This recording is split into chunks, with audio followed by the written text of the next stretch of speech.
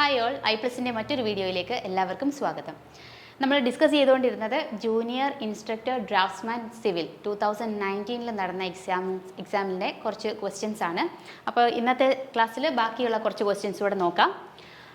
ആദ്യത്തെ question, the product of blast furnace is known as. നമുക്ക് blast ഫർണസിൽ നിന്നും കിട്ടുന്ന പ്രോഡക്റ്റ് ഏതാണ് തന്നിരിക്കുന്നതിൽ എന്നാണ് ചോദിക്കുന്നത്. Option A cast iron, option B pig iron, option C wrought iron, option D chilled iron. അപ്പോൾ ബ്ലാസ്റ്റ് ഫർണസിൽ നിന്നും നമുക്ക് കിട്ടുന്നത് ഏതാണ്? പിഗ് അയൺ ആണ് നമുക്ക് ബ്ലാസ്റ്റ് ഫർണസിൽ നിന്നും കിട്ടുന്നത്. അപ്പോൾ നമുക്കറിയാം, നിങ്ങൾ നോക്കി ഒരു ബ്ലാസ്റ്റ് ഫർണസ് നമ്മൾ നോക്കുകയാണെങ്കിൽ ഇതേപോലെയാണ് അതിൻ്റെ സെറ്റപ്പ്. അതായത് നമ്മുടെ ഈ ഒരു ബ്ലാസ്റ്റ് ഫർണേസിലേക്ക് നമ്മൾ ലോഡ് ചെയ്ത് കൊടുക്കുന്നത് നമ്മുടെ അയണോ, അതുപോലെ അയണിൻ്റെ ഓറും അതുപോലെ കോക്ക്, ലൈംസ്റ്റോൺ ഇതെല്ലാം കൂടെ ലോഡ് ചെയ്ത് കൊടുക്കും. ഇതിൻ്റെ പല ലെയേഴ്സിലായിട്ട് പല ടെമ്പറേച്ചറിൽ ഇതേപോലെ പല ടെമ്പറേച്ചറിൽ മെയിൻറ്റെയിൻ ചെയ്യും. അപ്പോൾ നടക്കുന്ന ഇക്വേഷൻസ് ഒക്കെ നിങ്ങൾ പഠിച്ചിട്ടുണ്ടാവും. അതുപോലെ തന്നെ ഫൈനലി നമുക്കിവിടെ മോൾട്ടൺ സ്ലാഗും അതുപോലെ തന്നെ മോൾട്ടൺ അയൺ താഴെ കിട്ടും. അപ്പോൾ ഇങ്ങനെ കിട്ടുന്ന പ്രോഡക്റ്റാണ് എന്ത്? പിഗ് അയൺ എന്ന് പറയുന്നത്. ഈ പിഗ് അയണിൽ നിന്നുമാണ് നമ്മൾ ഈ കാസ്റ്റ് അയണും റോട്ട് അയണും ഒക്കെ മാനുഫാക്ചർ ചെയ്യുന്നത്. അതുപോലെ സ്റ്റീലും ഒക്കെ മാനുഫാക്ചർ ചെയ്യുന്നത് പിഗ് അയണിൽ നിന്നുമാണ്. അപ്പോൾ ഇവിടെ ഒരു ചാർട്ട് തന്നിട്ടുണ്ട്. നമുക്കറിയാം അയൺ ഓർ ബ്ലാസ്റ്റ് ഫർണേസിൽ നിന്നും എന്ത് ഉണ്ടാക്കുന്നു? പിഗ് അയൺ കിട്ടുന്നു. പിഗ് അയണിൽ നിന്നുമാണ് നമുക്ക് കാസ്റ്റ് അയൺ, അതുപോലെ തന്നെ റോട്ട് അയൺ, അതുപോലെ തന്നെ സ്റ്റീൽ. അപ്പോൾ ഇത് ഓരോന്നും മാനുഫാക്ചർ ചെയ്തെടുക്കുന്നത് ഓരോ ഫർണസിൽ നിന്നുമാണ്, അല്ലെ ഓരോ ഡിഫറെൻറ്റ് പ്രോസസ്സിൽ നിന്നുമാണ് ഓരോന്നും മാനുഫാക്ചർ ചെയ്യുന്നത്. അപ്പോൾ കാസ്റ്റ് അയൺ എന്ന് പറയുന്നത് കപ്പോള ഫർണേസിൽ നിന്നുമാണ് കാസ്റ്റ് അയൺ മാനുഫാക്ചർ ചെയ്യുന്നത്. അതുപോലെ റോട്ട് അയൺ ആണെങ്കിൽ പെഡ്ലിംഗ് ഫർണേസിൽ നിന്നുമാണ്. അതുപോലെ തന്നെ സ്റ്റീൽ ആണെങ്കിൽ ബെസിമർ കൺവേർട്ടർ അല്ലെങ്കിൽ ഓപ്പൺ ഹെർത്ത് ഫർണേസ് അല്ലെങ്കിൽ electric furnace, basic oxygen process, 3-4 process ഉണ്ട്. അപ്പോൾ ഇത് ബെസിമർ പ്രോസസ്സും ഓപ്പൺ ഹെർത്ത് ഫർണേസും ഒക്കെ ഒന്ന് ഓർത്തിരിക്കുക. അപ്പോൾ ഇത് ഓരോന്നും മാനുഫാക്ചർ ചെയ്യുന്നത് ഏത് ഫർണേസിലാണെന്നും കൂടി ഓർത്തിരിക്കുക. നമ്മളോട് ഇവിടെ ചോദിച്ചത് ഇതിനകത്തിൽ നിന്നും ബ്ലാസ്റ്റ് ഫർണസിൽ നിന്നും മാനുഫാക്ചർ ചെയ്തെടുക്കുന്ന ഏതാണെന്നാണ്. അതേതാണ്? പിഗ് അയൺ ആണ് നമുക്ക് കിട്ടുക. ഓക്കെ, അപ്പോൾ ഇവിടുത്തെ ആൻസർ എന്താണ്? The product of blast furnace is pig iron ആണ് ആൻസർ. ഓക്കെ, അടുത്ത question, due to the attack of dry rot the timber. അപ്പം നമുക്കറിയാം ടിമ്പർ എന്ന് പറയുന്ന ഒരു പോർഷൻ്റെ ഇമ്പോർട്ടൻസ് അല്ലേ, ഒത്തിരി ക്വസ്റ്റ്യൻസ് ചോദിക്കാറുണ്ട്. അപ്പോൾ ഇതിൻ്റെ അതിലെ പല തരത്തിലുള്ള ഡിഫക്ട്സ് ടിമ്പറിലെ നമ്മൾ പഠിക്കാറുണ്ട്, പല കോസസും നമ്മൾ പഠിക്കാറുണ്ട്. ഇതിനകത്തിലെ ഡ്രൈ റോട്ട് കാരണം ടിമ്പറിന് എന്ത് സംഭവിക്കുമെന്നാണ് ചോദിക്കുന്നത്. Option A cracks, option B twist, option C shrinks, option D hardens. അപ്പോൾ ഡ്രൈ റോട്ട് എന്ന് പറഞ്ഞാൽ ഫംഗൈ എഫക്റ്റ് ചെയ്യുന്ന കാരണമാണ് നമ്മൾക്ക് ഡ്രൈ റോട്ട് സംഭവിക്കുക. അപ്പോൾ അത് കാരണം ക്രാക്സും ട്വിസ്റ്റും ഷ്രിങ്ക്സും ഹാർഡനിങ്ങും ഒക്കെ സംഭവിക്കാറുണ്ട്. പക്ഷേ മെയിനായിട്ട് നമ്മൾ പഠിക്കുക ഇതേപോലെ ഒരു ഫോമിൽ ഫംഗസ് ഇൻഫെക്റ്റഡ് ആയി കഴിഞ്ഞു കഴിഞ്ഞാൽ നമ്മുടെ വുഡ് എന്ന് പറയുന്നത് ഇതേപോലെ ഒരു പൊടിഞ്ഞ് ഒരു പൗഡറി ഷേപ്പിലേക്ക് മാറുകയും അതുപോലെ തന്നെ നമ്മുടെ ഫൈനലി ഇതിൻ്റെ അകത്തിലെ മോയ്സ്ചർ അബ്സോർബ് ചെയ്ത് പോയിട്ട് എന്താകും? ഷ്രിങ്കേജ് സംഭവിക്കാനുള്ള സാധ്യതയുണ്ട്. അപ്പോൾ മെയിനായിട്ട് ഒരു ഡ്രൈ റോട്ടിൻ്റെ ആഫ്റ്റർ കോസസ് എന്ന് പറഞ്ഞാൽ ഈ ഒരു ടിമ്പറിൽ എന്തൊക്കെ ഉണ്ടാകും എന്ന് ചോദിച്ചാൽ, ഒന്നാമത്തെ കാര്യം എന്ന് പറഞ്ഞാൽ ഈ ടിമ്പറിനെ അതൊരു പൗഡറി ഫോമിലേക്ക് ആക്കും. രണ്ടാമത്തെ ഇതെന്ന് പറഞ്ഞാൽ മോയ്സ്ചർ കണ്ടൻറ്റ് നഷ്ടപ്പെട്ടിട്ട് ഷ്രിങ്കേജ് സംഭവിക്കാനുള്ള സാധ്യതയുണ്ട്. അപ്പം നമുക്ക് ഈ ഒരു ഓപ്ഷനിൽ തന്നിരിക്കുന്നതിൽ പൗഡറി ഫോമിലേക്ക് മാറുന്നു എന്നുള്ളൊരു ഓപ്ഷൻ തന്നിട്ടില്ല, പകരം ഷ്രിങ്കേജ് അല്ലെങ്കിൽ ഷ്രിങ്ക്സ് എന്ന് പറയുന്ന ഒരു ഓപ്ഷൻ തന്നിട്ടുണ്ട്. അപ്പം നമുക്ക് എന്താണ്? ഓപ്ഷൻ സി ആണ് ഇവിടെ എടുക്കുക. നമുക്കറിയാം ഈ ഡ്രൈ റോട്ട് എന്ത് കാരണമാണ്? ഈ ഒരു ടൈപ്പ് ഓഫ് വുഡ് ഡീക്കേ ആണ്. അതുപോലെ തന്നെ ഇത് എന്ത് ചെയ്യും? ഈ ടിമ്പർ നമ്മുടെ ഫംഗൈ കാരണം അഫക്റ്റഡ് ആവുകയും അതുപോലെ ഈ ഫംഗസ് ഈ ടിമ്പറിലുള്ള സെല്ലുലോസും അതുപോലെ ലിഗ്നിനും കൺസ്യൂം ചെയ്യുകയും ചെയ്യും. അതിൻ്റെ ഭാഗമായിട്ട് ഈ ടിമ്പർ പൗഡറി കൺസിസ്റ്റൻസിയിലേക്ക് മാറുന്നു. അതുപോലെ തന്നെ ഈ ഫംഗസ് ഈ വുഡിലുള്ള മോയ്സ്ചർ കൺസ്യൂം ചെയ്യുന്ന കാരണം ഈ ടിമ്പർ ഡ്രൈ ആവുകയും അതുപോലെ തന്നെ that leads to shrinkage. Okay, അത് ഷ്രിങ്ക് ചെയ്യാനുള്ള കാരണവുമാകുന്നു. അപ്പോൾ ഇതിലെ തന്നിരിക്കുന്നതിലെ ആൻസർ ഏതാണ്? ഷ്രിങ്ക്സ് ആണ് ആൻസർ, ഓർത്തിരിക്കുക. അടുത്ത question, the maximum size of aggregate used in A dam proof course. നമ്മൾ DPC അറിയാലോ, ഡാം പ്രൂഫ് കോഴ്സിൽ നമ്മൾ യൂസ് ചെയ്യുന്ന മാക്സിമം സൈസ് ഒരു റെസ്ട്രിക്ഷൻ പറഞ്ഞിട്ടുണ്ട്. എത്രയാണെന്നാണ് ചോദിച്ചിരിക്കുന്നത്. Option A 6 mm, option B 10 mm, option C 15 mm, option D 20 mm ആണ് പറഞ്ഞിട്ടുള്ളത്. അപ്പോൾ ഇതിൻ്റെ അകത്തിൽ നമ്മൾ നോക്കിയാൽ കോഡിൽ പറയുന്നുണ്ട് DPC നമ്മൾ യൂസ് ചെയ്താൽ 2 കണ്ടീഷൻ പറയുന്നുണ്ട്. ഒന്നെന്ന് പറഞ്ഞാൽ ഈ ഒരു മിക്സ് എന്ന് പറഞ്ഞാൽ DPCക്ക് നമ്മൾ യൂസ് ചെയ്യുന്ന മിക്സ് 1:1.5:3 ഈ ഒരു മിക്സിനെക്കാട്ടിൽ ലീൻ ആവാൻ പാടില്ല. രണ്ടാമത് പറയുന്ന കണ്ടീഷൻ എന്ന് പറഞ്ഞാൽ the maximum size of aggregate, ഇവിടെ യൂസ് ചെയ്യാൻ പറ്റുന്ന മാക്സിമം അഗ്രിഗേറ്റിൻ്റെ മാക്സിമം സൈസ് എന്ന് പറയുന്നത് എത്രയിലോട്ട് റെസ്ട്രിക്റ്റ് ചെയ്തിട്ടുണ്ട്? 12.5 mm കൂടാൻ പാടില്ല എന്ന് പറയുന്നുണ്ട്. അപ്പോൾ ഈ തന്നിരിക്കുന്ന ഓപ്ഷനിൽ 12.5 mm കൂടാൻ പാടില്ല. അപ്പോൾ മാക്സിമം എത്ര വരെയാകാം? 10 mm വരെയാകാം. അപ്പോൾ ആൻസർ ഇവിടെ വരുന്നത് 10 mm ആണ്. ഓപ്ഷൻ B ആണ് കറക്റ്റായിട്ട് വരുന്നത്. ഓക്കെ, അടുത്ത question, the window provided on the sloping roof of a building is called. ഒരു സ്ലോപ്പിംഗ് റൂഫിൽ കൊടുത്തിട്ടുള്ള വിൻഡോയുടെ പേരെന്താണെന്നാണ് ചോദിച്ചിട്ടുള്ളത്. Option A dormer window, option B French window, option C bay window, option D skylight window. അപ്പം ഏതൊക്കെ തരത്തിലുള്ള ഈ പറഞ്ഞിരിക്കുന്ന വിൻഡോസ് ഏതൊക്കെയാണ് എന്ന് നമുക്ക് നോക്കാം. ഇവിടെ ആൻസർ വരുന്നത് ഏതാണ്? ഡോർമർ വിൻഡോ ആണ്. ഈ കാണിച്ചിട്ടുള്ളതാണ് ഒരു ഡോർമർ വിൻഡോ. ഇതാണ് ഒരു ഡോർമർ വിൻഡോ. ഓക്കെ, എന്ന് പറഞ്ഞാൽ ഒരു സ്ലോപ്പ്ഡ് റൂഫ് വന്നിട്ട് അതിൻ്റെ അകത്തിലേക്ക് ഒരു വെർട്ടിക്കൽ വിൻഡോ കൊടുക്കണമെന്നുണ്ടെങ്കിൽ ഇതേപോലെ ഒരു സ്ട്രക്ചറാണ് വരിക. ഒരു സ്ലോപ്പ്ഡ് റൂഫിൽ ഒരു വെർട്ടിക്കൽ വിൻഡോ ഇതേപോലെ ഉണ്ടെങ്കിൽ ഇതിനെയാണ് നമ്മൾ എന്ത് വിളിക്കുന്നത്? ഡോർമർ വിൻഡോ എന്ന് വിളിക്കുന്നത്. ഓക്കെ, അതുപോലെ തന്നെ നമ്മുടെ മെയിൻ വോൾ ഉണ്ടല്ലോ, മെയിൻ വോളിൽ നിന്നും വെളിയിലേക്ക് പ്രൊജക്റ്റ് ചെയ്തിട്ട് വിൻഡോ വരികയാണെങ്കിൽ ഇതിനെ നമ്മൾ ബേ വിൻഡോ എന്ന് വിളിക്കും. ബേ വിൻഡോ ചില വീഡിയോകളിലൊക്കെ കണ്ടിട്ടുണ്ടാവില്ല, ഇവിടെ ഒരു സിറ്റിംഗ് സ്പേസ് ആയിട്ടൊക്കെ നമുക്ക് കൊടുക്കാൻ പറ്റും. മെയിൻ വോളിൽ നിന്ന് പ്രൊജക്റ്റ് ചെയ്ത് വെളിയിലേക്ക് പ്രൊജക്റ്റ് ചെയ്തിട്ടായിരിക്കും ഈ ഒരു വിൻഡോ ഉണ്ടാവുക. അതുപോലെ സാധാരണ നമ്മുടെ കൊടുക്കുന്ന പോലത്തെ വിൻഡോ പാനൽസ് കൊടുത്തിട്ട് ഇതേപോലെ ഹിഞ്ച് കൊടുത്ത് നമുക്ക് പുറത്തേക്ക് തുറക്കാൻ പറ്റുന്ന പോലത്തെ വിൻഡോസിനെയാണ് നമ്മൾ ഫ്രഞ്ച് വിൻഡോ എന്ന് വിളിക്കുക. ഫ്രഞ്ച് വിൻഡോ എന്ന് വിളിക്കുക. അതേപോലെ തന്നെ നമ്മുടെ ഒരു സ്ലോപ്പ്ഡ് റൂഫാണ്. ആ സ്ലോപ്പ്ഡ് റൂഫിന് പാരലലായിട്ട് നമുക്ക് നോർത്ത് ലൈറ്റ്, അതായത് ലൈറ്റ് അതേപോലെ കിട്ടാൻ വേണ്ടിയിട്ട് ഇവിടെ ഒരു ഗ്ലാസ് പാനൽ നമ്മൾ കൊടുത്തിട്ടുണ്ടെങ്കിൽ ഇതിനെയാണ് നമ്മൾ എന്ത് വിളിക്കുന്നത്? നോർത്ത് ലൈറ്റ് വിൻഡോ എന്ന് നമുക്ക് വിളിക്കാം. ഓക്കെ, അപ്പോൾ എല്ലാം മനസ്സിലായെന്ന് വിചാരിക്കുന്നു. അപ്പം നമ്മളോട് ഇവിടെ ചോദിച്ചിട്ടുള്ളത് എന്താണ്? ഒരു സ്ലോപ്പ്ഡ് റൂഫിൽ വെർട്ടിക്കലി കൊടുക്കുന്ന വിൻഡോ അല്ലേ? എന്താണ്? The window provided on a sloped roof of a building. എന്താണ്? ഡോർമർ വിൻഡോ ആണ് ആൻസർ ആയിട്ട് വരുന്നത്. ഓക്കെ, അടുത്ത ക്വസ്റ്റ്യൻ നോക്കാം. The roof having slope in all 4 directions. അപ്പം 4 ഡയറക്ഷനിലോട്ടും സ്ലോപ്പ് വരുന്ന റൂഫിനെ എന്താണ് വിളിക്കുന്നതെന്നാണ് ചോദിച്ചിട്ടുള്ളത്. Option A hip pitch roof, option B shed roof, option C gambrel roof, option D north light roof. അപ്പോൾ ഈ തന്നിരിക്കുന്ന ഓപ്ഷൻസ് ഒക്കെ എന്താണ് ഉദ്ദേശിക്കുന്നതെന്ന് നമുക്കൊന്ന് നോക്കാം. അപ്പോൾ നിങ്ങൾ ഇവിടെ പറഞ്ഞിട്ടുള്ളത് 4 ഡയറക്ഷനിലോട്ടും സ്ലോപ്പ് വരുന്ന റൂഫ്, അതിനെയാണ് നമ്മൾ എന്ത് വിളിക്കുന്നത്?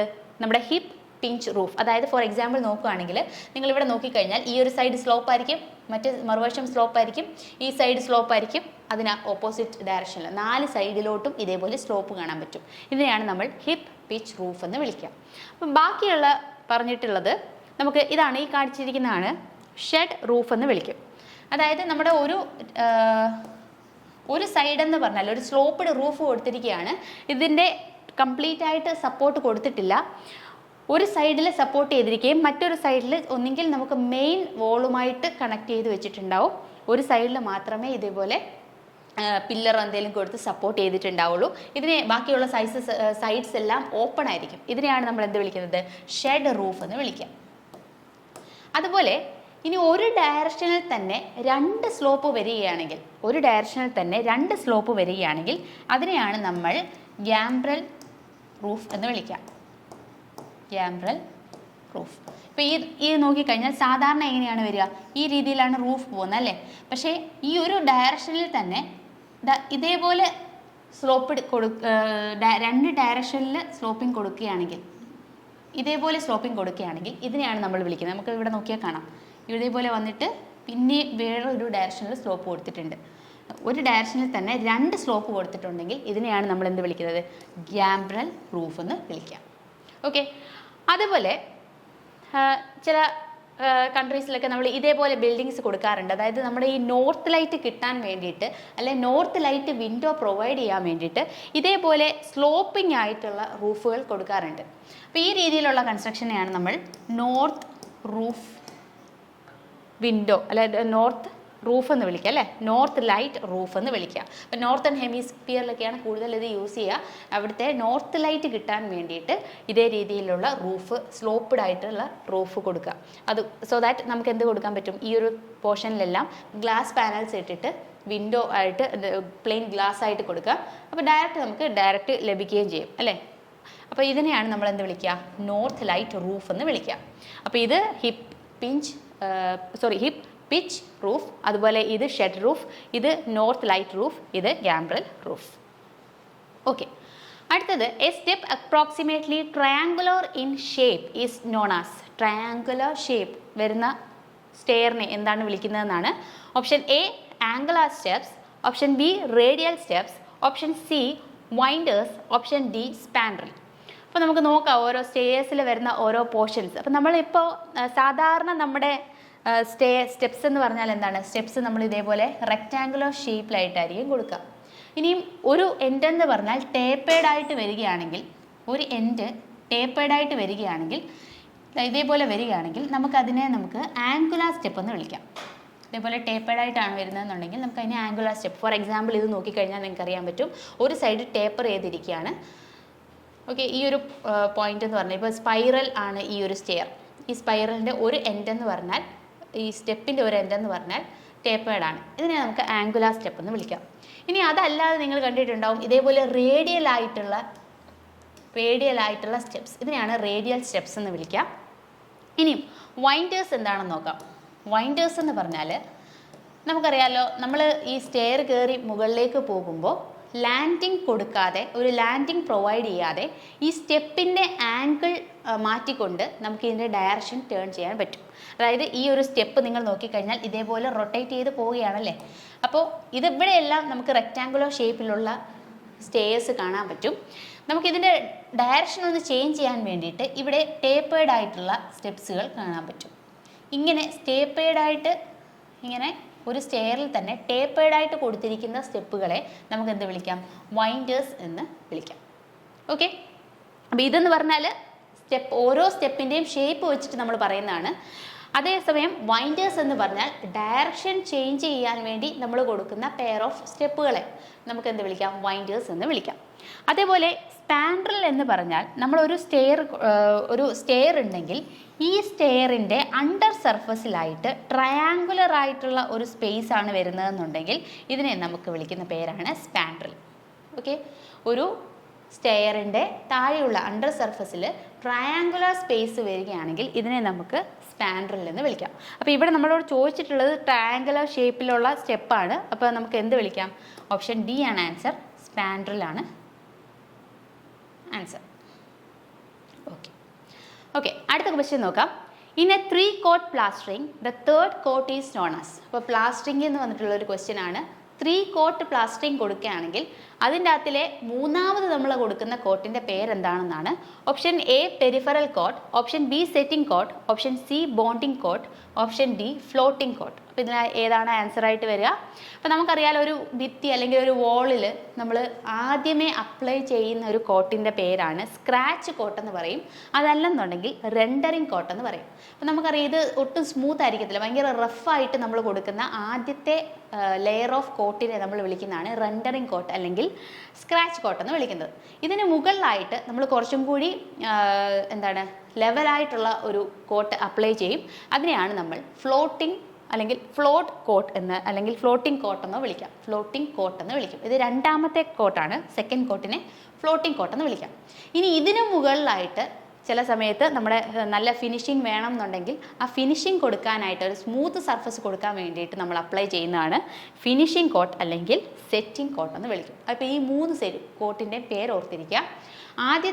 ആദ്യമേ നമ്മൾ അപ്ലൈ ചെയ്യുന്ന റഫ് കോട്ടിൻ്റെ പേരാണ് സ്ക്രാച്ച് കോട്ടെന്നോ അല്ലെങ്കിൽ റെൻഡറിങ് കോട്ടെന്നോ പറയാം. അത് കഴിഞ്ഞിട്ട് രണ്ടാമത് അപ്ലൈ ചെയ്യുന്ന കോട്ടിനെയാണ് നമ്മൾ ഫ്ലോട്ടിംഗ് കോട്ടെന്ന് വിളിക്കുക. അതിന് മുകളിലായിട്ട് ഫിനിഷിങ്ങിന് വേണ്ടി അപ്ലൈ ചെയ്യുന്ന ഒരു സ്മൂത്ത് കോട്ടിനെ നമ്മൾ വിളിക്കുന്ന പേരാണ് സെറ്റിംഗ് കോട്ട് അല്ലെങ്കിൽ ഫിനിഷിംഗ് കോട്ട് എന്ന് വിളിക്കും. അപ്പോൾ ഇവിടെ 3 കോട്ട് ആൻഡ് തേർഡ് കോട്ടാണ് ചോദിച്ചിരിക്കുന്നത്. തേർഡ് കോട്ടിന് നമുക്ക് എന്ത് വിളിക്കാം? സെറ്റിംഗ് കോട്ടെന്ന് വിളിക്കാം. ചിലപ്പോൾ ഫിനിഷിംഗ് കോട്ടെന്നായിരിക്കും തരിക. അപ്പോൾ 2 ഓർ നെയിംസ് ഉള്ളത് ഓർത്തിരിക്കാം. ഓക്കെ, അടുത്ത question, the amount of gypsum usually added in manufacturing of cement. അപ്പോൾ സിമെൻറ്റിൽ നിന്ന് സാധാരണ ചോദിക്കാറുണ്ട്, നമ്മൾ ജിപ്സം ആഡ് ചെയ്താൽ എത്ര പെർസെൻറ്റേജ് ആണ് സാധാരണ സിമെൻറ്റിൽ നമ്മൾ ജിപ്സത്തിൻ്റെ കണ്ടന്റ് അല്ലെ ജിപ്സം ആഡ് ചെയ്യുന്നത് എത്ര പെർസെൻറ്റേജ് ആണെന്ന് ചോദിക്കാറുണ്ട്. അപ്പോൾ ഇതിൻ്റെ പെർസെൻറ്റേജ് എന്ന് പറഞ്ഞാൽ 3 to 5% ആണ്. നമുക്കറിയാമല്ലോ ജിപ്സം എന്ന് പറഞ്ഞാൽ നമ്മൾ സിമെൻറ്റിലേക്ക് നമ്മൾ വാട്ടർ ആഡ് ചെയ്ത് കഴിഞ്ഞാൽ ഇമ്മീഡിയറ്റ് ആയിട്ട് സെറ്റ് ചെയ്ത് കഴിഞ്ഞാൽ നമുക്ക് എന്ത് ചെയ്യാൻ പറ്റില്ല, നമ്മുടെ വർക്ക് പ്രോപ്പറായിട്ട് കൊണ്ടുപോകാൻ പറ്റില്ല. അപ്പോൾ ആ ഒരു കുറച്ച് സമയം കഴിഞ്ഞിട്ട് മാത്രമേ സെറ്റിംഗ് സംഭവിക്കാൻ പാടുള്ളൂ. അപ്പോൾ ആ ഒരു ഒന്ന് റിട്ടാർഡ് ചെയ്യാൻ വേണ്ടിയിട്ട് അതിൻ്റെ സെറ്റിംഗ് ഒന്ന് റിട്ടാർഡ് ചെയ്യാൻ അല്ലെങ്കിൽ കുറച്ചും കൂടെ സമയം കഴിഞ്ഞിട്ട് മാത്രം സിമെൻറ്റ് സെറ്റായി കിട്ടാൻ വേണ്ടിയിട്ടാണ് നമ്മൾ ജിപ്സം ആഡ് ചെയ്യുക. അപ്പോൾ ഇത് മെയിനായിട്ട് ഒരു റീടാർഡർ ആയിട്ടാണ്. It acts as a retarder in the cement and എന്ത് ചെയ്യും, അതുകൊണ്ട് സെറ്റിംഗ് ടൈം കൂട്ടും, ഇൻക്രീസസ് ദ സെറ്റിംഗ് ടൈം. അപ്പം യൂഷ്വലി ഇത് ആഡ് ചെയ്യുന്നത് എത്രയാണ്? 3 to 5% ആണ് നമ്മൾ സിമെൻറ്റ് ജിപ്സം കണ്ടൻറ്റ് ആഡ് ചെയ്യുക. ഓക്കെ, അപ്പോൾ ഈ പെർസെൻറ്റേജ് ഓർത്തിരിക്കുക. അടുത്ത ക്വസ്റ്റ്യൻ എന്ന് പറഞ്ഞാൽ the modulus of rigidity may be defined as the ratio of. Modulus of rigidity may be defined as the ratio of option A linear stress to the lateral strain, option B lateral strain to linear strain, option C linear stress to linear strain, option D shear stress to shear strain. അപ്പോൾ ഇതിൽ ഏതാണെന്നാണ് ചോദിച്ചിട്ടുള്ളത്. നമുക്കറിയാമല്ലോ എന്താണ് modulus of rigidity. നമുക്കറിയാം ഒരു body ഉണ്ട്, ഈ ബോഡിയിലേക്ക് നമ്മളൊരു ഷിയർ ഫോഴ്സ് ആഡ് ചെയ്യുക കൊടുക്കുക എന്ന് വിചാരിക്കുക. ഒരു ഷിയർ ഫോഴ്സ് കൊടുത്തു കഴിഞ്ഞാൽ നമുക്കറിയാലോ ഈ shear force divided by shear സ്ട്രെയിനെയാണ് നമ്മൾ എന്ത് വിളിക്കുക? മോഡുലസ് ഓഫ് റിജിഡിറ്റി എന്ന് വിളിക്കുക. അപ്പോൾ എന്താണ് മോഡുലസ് ഓഫ് റിജിഡിറ്റി എന്ന് പറഞ്ഞാൽ shear stress by shear strain ആണ്. അപ്പോൾ ഷിയർ സ്ട്രെസ് കണ്ടുപിടിക്കാൻ, സ്ട്രെസ് എന്ന് പറഞ്ഞാൽ എന്താണ്? ഫോഴ്സ് പെർ ഏരിയ ആണല്ലേ. അപ്പോൾ ഷിയർ സ്ട്രെസ് എന്താണ്? ഇവിടെ കൊടുത്ത ഷിയർ ഫോഴ്സ് ഡിവൈഡഡ് ബൈ ഇതിൻ്റെ ഏരിയ ആണ് ഷിയർ സ്ട്രെസ് എന്ന് പറഞ്ഞാൽ F/A. ഇനി ഈ ഒരു ഷിയർ ഫോഴ്സ് വന്ന കാരണം ഈ ബോഡി എന്ത് ചെയ്തു? ആംഗുലർലി ഡീഫോംഡ് ആയി അല്ലേ. ആംഗുലർ ഡീഫോർമേഷൻ ഇവിടെ വന്നു, അല്ലെങ്കിൽ ഇവിടെ ഒരു തീറ്റ ഉണ്ടായി. ഈ ഒരു തീറ്റ കാരണം ഒരു ഡീഫോർമേഷൻ സംഭവിച്ചു. And shear stress divided by that theta, ഇതിനെയാണ് നമ്മൾ എന്ത് വിളിക്കുന്നത്? അല്ലെ ഷിയർ സ്ട്രെയിൻ, ഇതിനെയാണ് നമ്മൾ മോഡുലസ് ഓഫ് റിജിഡിറ്റി എന്ന് വിളിച്ചത്.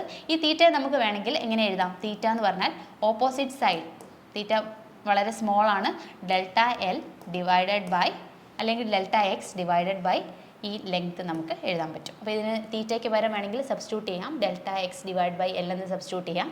ഓക്കെ, ഇതാണ് നമ്മുടെ എന്താണ് മോഡുലസ് ഓഫ് റിജിഡിറ്റി എന്ന് പറഞ്ഞാൽ. ഓക്കെ, അപ്പോൾ ഇവിടെ ആൻസർ എന്താണ്? Shear stress to shear strain ആണ്. ഓക്കെ, അടുത്ത question, the moment of inertia of an area is always least with respect to. Moment of inertia ഏത് ആക്സിസിനെ വെച്ചിട്ടാണ് ഏറ്റവും സ്മോളസ്റ്റ് ആവുക എന്നാണ് ചോദിച്ചിട്ടുള്ളത്. Option A vertical axis, option B central axis, option C bottom most axis, option D radius of gyration. അപ്പോൾ നമുക്കറിയാലോ moment of inertia എന്ന് പറഞ്ഞാൽ എന്താണ്? മൊമെൻറ്റ് ഓഫ് ഇനേർഷ്യ നമുക്ക് ജനറലൈസ് ചെയ്ത് ഇക്വേഷൻ എഴുതാമെന്ന് എങ്ങനെ എഴുതാം? Integration of area moment of inertia ആണെങ്കിൽ ഇൻ്റഗ്രേഷൻ ഓഫ് dA y² ആണല്ലേ. നമുക്കറിയാം ഈ y എന്ന് പറഞ്ഞാൽ എന്താണ്? ഓരോ പോയിന്റും എത്രയാണോ അതിൻ്റെ സെൻട്രൽ ആക്സിസിൽ നിന്നും ഉള്ള ഡിസ്റ്റൻസ്, അതിനെയാണ് y റെപ്രസെൻറ്റ് ചെയ്യുന്നത്. The distance from the axis at any point ആണല്ലോ. ഈ ആക്സിസിലെ ഡിസ്റ്റൻസ് കൂടുന്തോറും അത് എന്ത് കൂടിക്കൊണ്ടിരിക്കും? മൊമെൻറ്റ് ഓഫ് ഇനേർഷ്യ കൂടും. അതുപോലെ ആക്സിസിൽ നിന്നുള്ള ഡിസ്റ്റൻസ് കുറവാണെങ്കിൽ എന്തായിരിക്കും? മൊമെൻറ്റ് ഓഫ് ഇനേർഷ്യ കുറവായിരിക്കും അല്ലേ. അപ്പം നമുക്ക് അതേപോലെ നമുക്ക് എന്ത് മനസ്സിലാക്കാം? ഇവിടെ നമ്മളോട് ചോദിച്ചിട്ടുള്ളത് ലീസ്റ്റ് വാല്യൂ ആവുന്നത് എപ്പോഴാണെന്ന് ആണ് ചോദിച്ചിട്ടുള്ളത്. അപ്പോൾ നമുക്കറിയാം ഒരു ബോഡിയുടെ വെയിറ്റ് അല്ലെങ്കിൽ ഏരിയ കോൺസെൻട്രേറ്റ് ചെയ്തിരിക്കുന്ന ആ ഒരു ആക്സിസിനെ നമ്മൾ എന്ത് വിളിക്കുന്നത്? നമ്മൾ സെൻട്രോയിഡ് എന്ന് വിളിക്കുക അല്ലേ. അപ്പോൾ ആ സെൻട്രൽ ആക്സിസിനെ വെച്ച് നമ്മൾ മൊമെൻറ്റ് ഓഫ് ഇനേർഷ്യ എടുക്കുകയാണെങ്കിൽ അതായിരിക്കും ഏറ്റവും മിനിമം വാല്യൂ. അതുകൊണ്ട് തന്നെ മൊമെൻറ്റ് ഓഫ് ഇനേർഷ്യ ഏറ്റവും ലീസ്റ്റ് ആവുന്ന എവിടെയാണ്? സെൻട്രൽ ആക്സിസിലായിരിക്കും. അതുപോലെ നമുക്കറിയാം മൊമെന്റ് ഓഫ് ഇനേർഷ്യ എന്തിനെയൊക്കെ ഡിപ്പെൻഡൻ്റ് ആണ്? അതിൻ്റെ പൊസിഷൻ, അതായത് നമ്മൾ എടുക്കുന്ന ആക്സിസ് എവിടെയാണ് അതിനെ ഡിപ്പെൻഡ് ചെയ്യും. അതുപോലെ എങ്ങനെയാണോ ബോഡി ഓറിയൻറ്റ് ചെയ്തിരിക്കുന്നത്, orientation of the axis of rotation, ഏത് ആക്സിസിനെ വെച്ചിട്ടാണ് ബോഡി റൊട്ടേറ്റ് ചെയ്യുന്നത്, അതുപോലെ തന്നെ അതിൻ്റെ ഷേപ്പ്, സൈസ്, ഇനി എങ്ങനെയാണ് ഏത് ആക്സിസിൽ നിന്നും എത്ര ദൂരെയാണ് ഓരോ മാസും ഡിസ്ട്രിബ്യൂട്ട് ചെയ്ത് കിടക്കുന്നത്, ഇതിനെല്ലാം ഡിപ്പെൻഡ് ചെയ്തിരിക്കും മൊമെന്റ് ഓഫ് ഇനേർഷ്യ അല്ലേ. അപ്പോൾ ഇവിടെ നമ്മൾ നോക്കുകയാണെങ്കിൽ ആക്സിസിൽ നിന്നുള്ള ഡിസ്റ്റൻസിനെ ഡയറക്ട്ലി പ്രൊപ്പോർഷണൽ ആണ് മൊമെന്റ് ഓഫ് ഇനേർഷ്യ. ആ ആക്സിസ് കൂടുന്തോറും ഡിസ്റ്റൻസ് കൂടുന്തോറും ഐ കൂടും, ഡിസ്റ്റൻസ് കുറവാണെങ്കിൽ ഐ കുറവായിരിക്കും. അപ്പോൾ ഇവിടെ ആൻസർ വരുന്നത് കുറവ് ഡിസ്റ്റൻസ് ആയ സെൻട്രൽ ആക്സിസിലാണ് മൊമെന്റ് ഓഫ് ഇനേർഷ്യ കുറവ് വരുന്നത്. ഓക്കെ, നമ്മൾ 10 ക്വസ്റ്റ്യൻസോളം ഇന്ന് ഡിസ്കസ് ചെയ്തിട്ടുണ്ട്. ഇവിടെ നമുക്ക് സെഷൻ വൈൻഡപ്പ് ചെയ്യാം. Thank you so much.